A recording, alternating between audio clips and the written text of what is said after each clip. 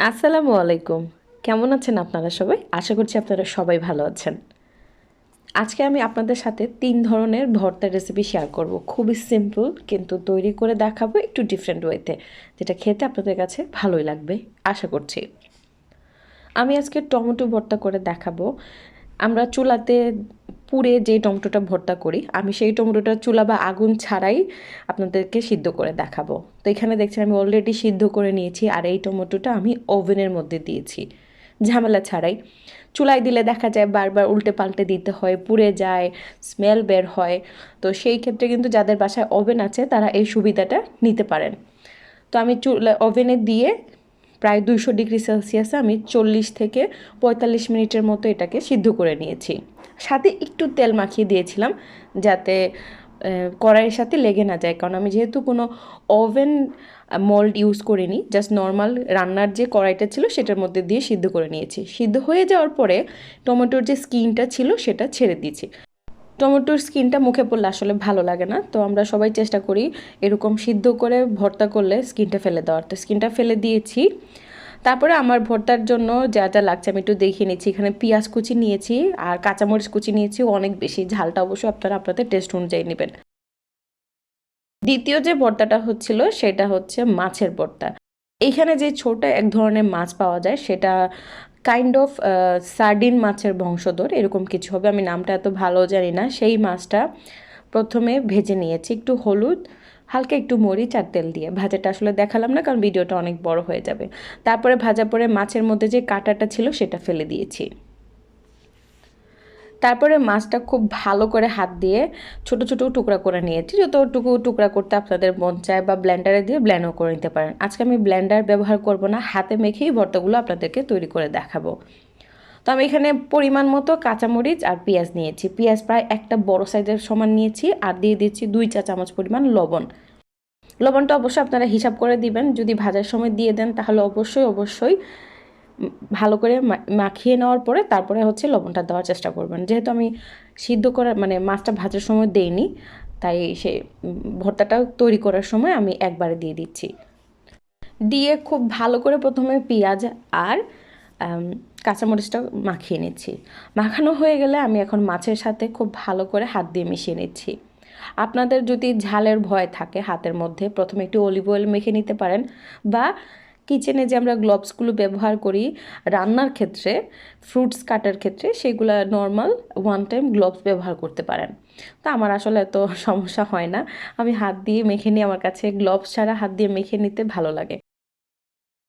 ভালো করে মাখানো হয়ে গেলে আমি এখানে দিয়ে দিচ্ছি ধনেপাতা। আর এটা কিন্তু ফ্রোজেন ধনেপাতা, দেখতেই পাচ্ছেন আমি এভাবে ফ্রোজেন করে রাখি। তো আমি আসলে আমার বাসাতে এই ভর্তাগুলো করছিলাম না, আমি এক বাসায় দাওতে গিয়েছিলাম, সেই বাসায় মূলত ওরা জিজ্ঞেস করেছিল কি খাবো আমরা, তারপর বলছিলাম যে মাংস মাছ সবসময় খাওয়া হয়, আসলে ভর্তা হলে ভালো হয়। তো সে সব কিছু প্রিপারেশন করে রেখেছিল, আমি জাস্ট গিয়ে মাখানোর ব্যবস্থা করে নিয়েছি। মাখানো হয়ে গেলে আমি একটু অলিভ অয়েল দিয়ে দিচ্ছি, কারণ ওই বাসায় সরিষার তেল ছিল না। অলিভ অয়েল দিলেও কিন্তু খুব খারাপ লাগে না, টেস্টটা ভালোই লাগে। মাছ ভর্তাটা হয়ে গেছে, এক পাশে রেখে দিয়েছি। তারপরে হচ্ছে আলু ভর্তা। এই আলুগুলাও না খুব সুন্দর করে সে সিদ্ধ করে রেখেছে আগে থেকেই। আর আলুর মধ্যে আমি দিয়ে দেবো আজকে একটু রসুন। জানি না আপনারা কেউ খেয়েছেন কি না, না খেয়ে থাকলে দিতে পারেন। রসুনগুলা কিন্তু আমি চুলায় তেলে ভেজে নিয়েছি। খুব ভালো করে আগে আলুগুলা ভর্তা করে নিতে হবে। তারপরে এখানে আপনারা আপনাদের পরিমাণ অনুযায়ী পেঁয়াজ আর কাঁচামরিচ দিয়ে দিবেন। আমি এখানে হাফ কাপের পরিমাণ মতো আমি দিয়ে দিচ্ছি পেঁয়াজ কুচি, আর ঝালটা তো অবশ্যই আপনারা আপনাদের পছন্দ অনুযায়ী দিবেন।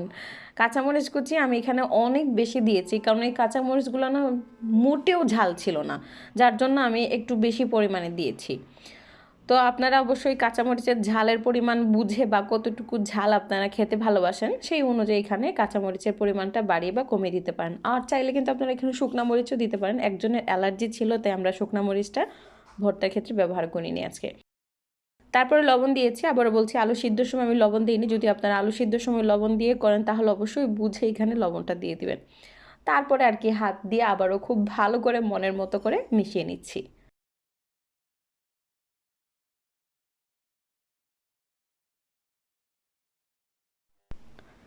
তো খুব ভালো করে মাখানো হয়ে গেছে, এখানে আলু ভর্তাটা রেডি। আর শেষমেশ সরিষার তেলের পরিবর্তে অলিভ অয়েলটা দিয়ে দিচ্ছি, কারণ সরিষার তেল ঘি দিলে কিন্তু খুব ভালো একটা ফ্লেভার আসে।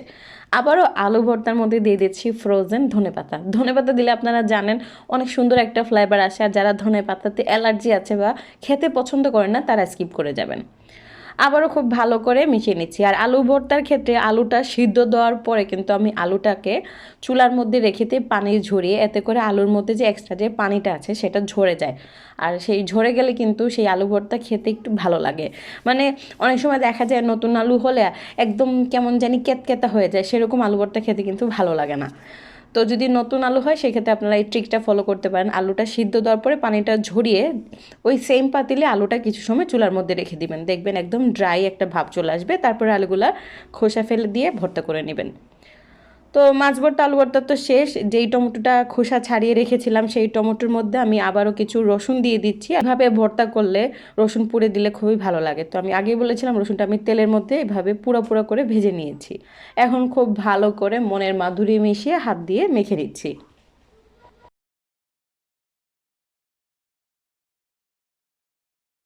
মাখানো হয়ে গেলে আমি আবারও মনের মাধুরী মিশিয়ে দিয়ে দিচ্ছি কাঁচামরিচ। বললাম তো এই কাঁচামরিচের টোটালি ঝাল নেই, মনে হচ্ছে টমেটোর পরিমাণ থেকে কাঁচামরিচের পরিমাণটা বেশি। তারপরে দিয়ে দিচ্ছি পেঁয়াজ। এই ভর্তাতে পেঁয়াজ আমি একটু বেশি দিই, আপনারা যদি পছন্দ না করেন তাহলে একটু কম দিতে পারেন। আর এই ভর্তায় কাঁচা পেঁয়াজটাই কিন্তু বেশি ভালো লাগে। আর আপনাদের যাতে কাঁচা পেঁয়াজ খেতে সমস্যা হয় তারা চাইলে একটু হালকা কড়াইয়ের মধ্যে টেলে নিয়ে দিতে পারেন। আবারও খুব ভালো করে মিশিয়ে নিচ্ছি। মেশানো যখন হয়ে যাবে আবারও আমি ফ্রোজেন ধনেপাতা দিয়ে দিব। বিশ্বাস করেন টমেটো ভর্তার মধ্যে কিন্তু ধনেপাতা দিলে এত ভালো লাগে, আমি জানি না তো অন্য কোনো ভর্তার মধ্যে এত ভালো লাগে কিনা। টমেটো ভর্তা আমার ধনেপাতা চাই চাই, যদিও আমাদের এখানে সবসময় অ্যাভেলেবল থাকে না, তারপরে যখনই থাকে আমি দেওয়ার চেষ্টা করি। তো এইভাবে দিয়ে 3 ধরনের ভর্তা রেডি করে দিলাম, আর লবণটাও পরিমাণ মতো দিয়ে মেখে এখন আমরা টেবিলে পরিবেশন করে নিব। তারপরে মনের মতো মাধুরী মিশিয়ে যতটুকু খেতে মন চায় পেট ভরে গরম ভাত দিয়ে খেয়ে নিব।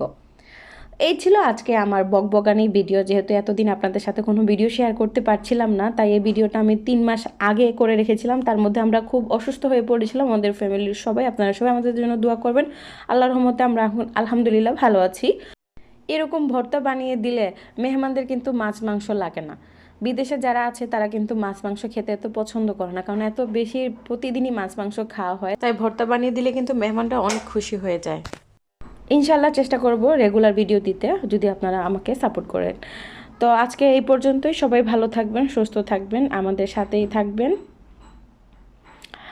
আল্লাহ হাফেজ, আসসালামু আলাইকুম। আর ভিডিওটি ভালো লাগলে অবশ্যই অবশ্যই শেয়ার করবেন, সাবস্ক্রাইব করবেন, লাইক করবেন, পেজটা ফলো করবেন, লাইক করবেন। ধন্যবাদ।